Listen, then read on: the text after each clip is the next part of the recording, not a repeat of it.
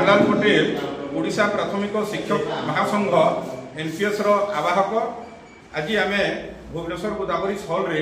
आमर ओडिशार समस्त एनपीएस संघ मानू नहीं आम समस्ते बैठक करूँ एवं समस्ते विचार करें एक हेलु एवं एथिरे आमर दुई गोटी डिमांड आमर जो रहिला जे आमर पोस्ट ऑपरेट करी 4200 ग्रेड पे प्रदान एवं आमर कॉन्ट्रैक्चुअल पीरियड को 2001 रु आज अद्यावधि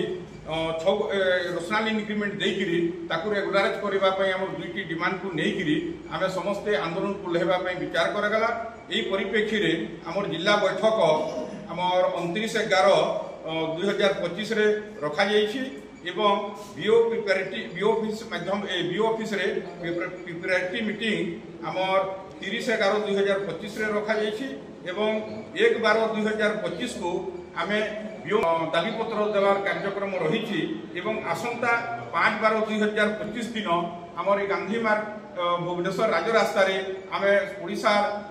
1.5 लाख शिक्षक आसिकी आमर आंदोलन अनिर्दिष्ट काल आमे एठी आंदोलन करिबु। धन्यवाद।